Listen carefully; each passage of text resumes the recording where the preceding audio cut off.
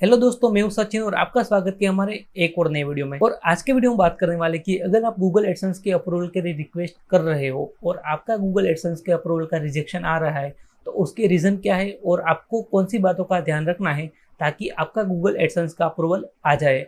तो मेरा जो खुद का ब्लॉग है उसमें अभी गूगल एडसेंस का अप्रूवल आ गया है। तो ये जो ब्लॉग है उसके लिए मैंने 3 से 4 बार अटेम्प्ट किया था, तब जाके मेरा गूगल एडसेंस का अप्रूवल आया था। तो ये जो 3-4 बार में मुझे रिजेक्शन के जो रीजन मिले, तो कितने चेंजेस करने के बाद ये जो मेरा ब्लॉग है उसका अप्रूवल आया, तो उसके बारे में हम बात करेंगे। तो आज के इस वीडियो में बात करने वाले ऐसे पॉइंट के बारे में कि जिसको आप अगर ध्यान रखते हो तो आपका जो गूगल एडसेंस का अप्रूवल है वो पहले ही अटेम्प्ट में आ जाएगा। तो चलिए वीडियो को स्टार्ट करते हैं और ये जो सारे पॉइंट्स है उसको हम स्टेप बाय स्टेप कवर करते हैं। पहला पॉइंट है ऑर्गेनिक ट्रैफिक।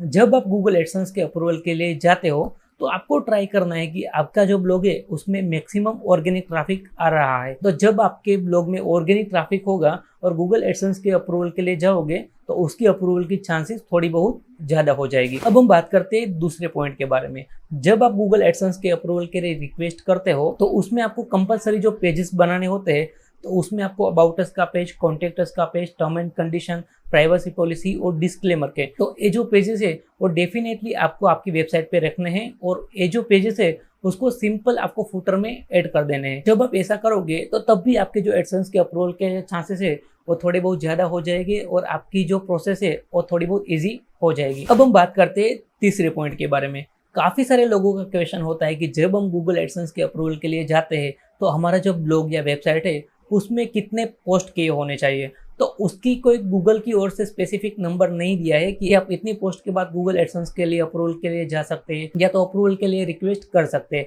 बट मेरा ऐसा मानना है कि आप अराउंड द 100 पोस्ट बनाते हैं तो उसमें से क्या है कि अच्छा खासा ट्रैफिक आ जाता है, या 7 से 8 या 10 लोग आपके ऐसे चल जाते हैं जिसमें से मैक्सिमम ऑर्गेनिक ट्रैफिक आता है, तो आपकी गूगल एडसेंस के अप्रूवल के लिए चांसेस बढ़ जाते हैं क्योंकि ओवरऑल आपका जो ऑर्गेनिक ट्रैफिक है वो इंक्रीज हुआ है। तो मैं आपको सजेस्ट करता हूँ कि जब आप गूगल एडसेंस के अप्रूवल के लिए जाए तो 100 अराउंड पोस्ट अगर आप करते हैं तो थोड़ा बहुत आपको फायदा हो सकता है। बट ये जो नंबर है वो कोई स्पेसिफिक नंबर नहीं है, क्योंकि काफ़ी सारे ब्लॉग्स ऐसे भी है कि जिसमें 20 से 25 भी आर्टिकल अगर पब्लिश किए हैं तो लोग अप्रूवल ले रहे हैं। लाइक मेरा भी मान लो कि जो द डिजिटल सचिन ब्लॉग है उसमें मैंने 100 ब्लॉग पब्लिश नहीं किए, थोड़े बहुत ही ब्लॉग है। बट मेरा जो ब्लॉग है उसमें ऑर्गेनिक ट्रैफिक थोड़ा बहुत अच्छा आ गया था और सारे मैंने चेंजेस कर दिए, तो मेरा जो ब्लॉग का अप्रूवल है वो आ गया था। तो इस तरह से भी आप जा सकते हैं। अब हम बात करते हैं चौथे पॉइंट के बारे में। तो ए पॉइंट में अगर आपको ध्यान रखना है कि जब आप ब्लॉग पब्लिश करते हो तो उसमें आप काफ़ी कंटेंट ऐसा पब्लिश करते हो जिसमें 300 वर्ड 400 वर्ड ऐसा कंटेंट होता है। तो जो शॉर्ट कंटेंट होते हैं 300 वर्ड का, 400 वर्ड का, तो इस तरह का कंटेंट आपको पब्लिश नहीं करना है। जब आप कंटेंट पब्लिश करते हो तो आपको 700 वर्ड का, 800 वर्ड का और 1000 वर्ड का कंटेंट आपको पब्लिश करना है। तो इस टाइप के जो शॉर्ट कंटेंट होते हैं वो आपको एडसेंस के अप्रूवल के लिए नुकसान कर सकते हैं, क्योंकि जब मेरा रिजेक्शन आ रहा था तब मेरे ब्लॉग में काफ़ी सारे ब्लॉग ऐसे थे जो 100 वर्ड 200 वर्ड्स के जो कंटेंट थे, तो उसको मैंने रिमूव किया था। तो फिर जाके रिक्वेस्ट कर करके मेरा जो अप्रूवल है वो आ गया था। तब ये जो पॉइंट है मैंने नोटिस किया था और मैं आपके साथ शेयर कर रहा हूँ। तो ये बात का आपको ध्यान रखना है। तो पांचवा पॉइंट है कि कैटेगरी के बारे में, कि जब आप ब्लॉग क्रिएट करते हो और गूगल एडसेंस के लिए अप्रूवल के लिए जाते हो तो आपकी कैटेगरी हो सके उतनी आपको सिंपल रखनी है।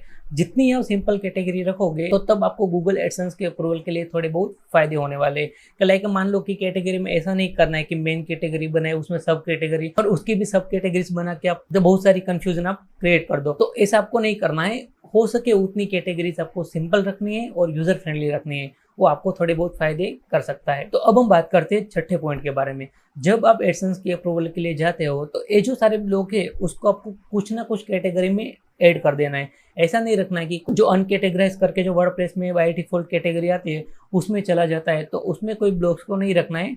कोई ना कोई कैटेगरी में आपका जो ब्लॉग है उसको आपको ऐड कर देना है। तो आपके जो सारे ब्लॉग्स है उसको प्रॉपर कैटेगराइज करके तो फिर ये जो गूगल के एडसेंस के अप्रूवल के लिए जाना है, ये जो पॉइंट है वो भी आपको थोड़ा बहुत कहीं ना कहीं फायदा करके देगा। अब हम बात करते हैं सातवें पॉइंट के बारे में।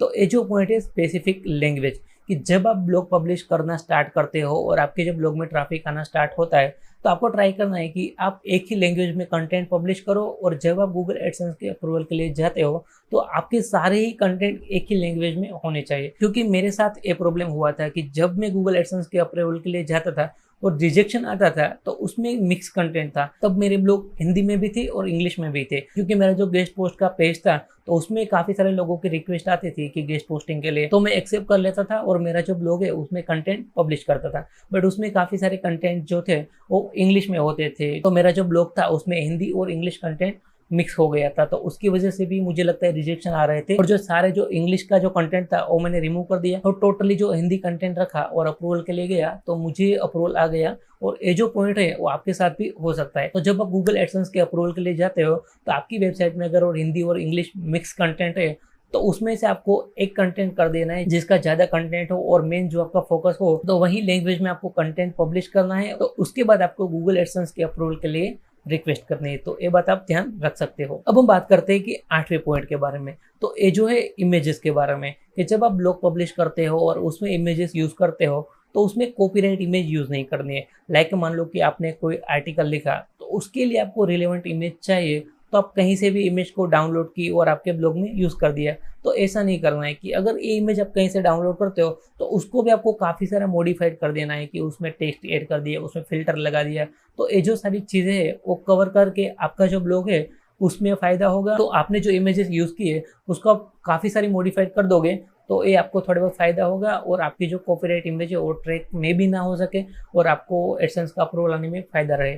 और कोशिश करनी है कि अगर आपको पॉसिबल है तो आप खुद की ही इमेज क्रिएट करो और आपके ब्लॉग में यूज़ करो, तो ये बेस्ट ऑप्शन आपके लिए रहने वाला है। तो ये बात का भी आप ध्यान रख सकते हो। और अब हम बात करते हैं लास्ट पॉइंट के बारे में। तो ये जो पॉइंट है वो डायरेक्टली लिंक नहीं है गूगल एडसेंस के अप्रूवल के साथ, लेकिन आपको खुद के फायदे के लिए सेटअप करना है। तो ये जो पॉइंट है आपके खुद के फायदे के लिए, कि जब आप ब्लॉग पब्लिश करते हो तो आपको गूगल सर्च कंसोल का सेटअप कर लेना है और डेली आपको ट्रैक करते रहना है कि कौन से कीवर्ड्स पे मेरे क्लिक्स आ रहे हैं या मेरा कौन सा ब्लॉग है वो रैंक कर रहा है और कौन से टाइप का कंटेंट है वो मेरा रैंक नहीं कर रहा है, ताकि फ्यूचर में इसके बारे में मैं कम कंटेंट लिखूं। या तो मेरा जो कंटेंट रैंक नहीं कर रहा है तो उसमें क्या प्रॉब्लम है उसको फिक्स करके फिर कंटेंट को अपडेट करके वेबसाइट पे पब्लिश करूँ। तो ये जो बात का आप ध्यान रख सकते हो और आपका जो ब्लॉग है उसको आप गूगल सर्च कंसोल के लिए सेटअप कर सकते हो। तो ये जो है गूगल सर्च कंसोल का भी आपको सेटअप कर लेना है और आपके ब्लॉग को ट्रैक करते रहना है और फिर गूगल एडसेंस के अप्रूवल के लिए जाना है। तो ये जो सारे पॉइंट्स है उसका अगर आप ध्यान रखते हो और फिर गूगल एडसेंस के अप्रूवल के लिए जाते हो तो डेफिनेटली आपको गूगल एडसेंस का अप्रूवल आ गया है। तो ये जो वीडियो है उसमें मैंने बेसिक चीजें हैं जो कवर नहीं किए, लाइक मान लो कि गूगल एड्स.txt जो कोड होता है उसको आपको इम्प्लीमेंट करना है वेबसाइट में, और अलग अलग जो प्रोसेस होती है उसका गूगल सर्च कंसोल का सेटअप करना है। वो तो बेसिकली चीज है कि ये तो आपको करनी ही पड़ेगी, तब जाके ये जो पॉइंट्स है उसको आप कवर कर सकते हो। तो इस तरह से ये जो 9 पॉइंट है उसको आपको ध्यान रखना है और फिर उस पर फोकस करके आप गूगल एडसेंस के अप्रूवल के लिए जाते हो तो डेफिनेटली आपका जो ब्लॉग है वो गूगल एडसेंस में अप्रूवल हो जाएगा और आपकी जो रेवेन्यू है वो आना स्टार्ट हो जाएगी। तो ये वीडियो बस इतना है। और फिर भी अगर आपके पास गूगल एडसेंस के अप्रूवल के लिए कोई क्वेश्चन है या तो कोई रिजेक्शन आ रहा है और उसके अलावा भी अगर कोई स्पेसिफिक आपके क्वेश्चन है तो आप कमेंट में बता सकते हो और मैं आपको ट्राई करूंगा कि आपको परफेक्ट सॉल्यूशन दूं। और अगर आपको रिक्वायरमेंट होगी तो आपको मैं डायरेक्ट कांटेक्ट भी करूंगा और आपकी हेल्प करूंगा कि किस तरह से आप गूगल एडसेंस के अप्रूवल के लिए जा सकते हो। तो ये वीडियो बस इतना ही और मिलते हैं एक नए वीडियो में एक नए अच्छे टॉपिक के साथ। तब तक के लिए जय हिंद, वंदे मातरम।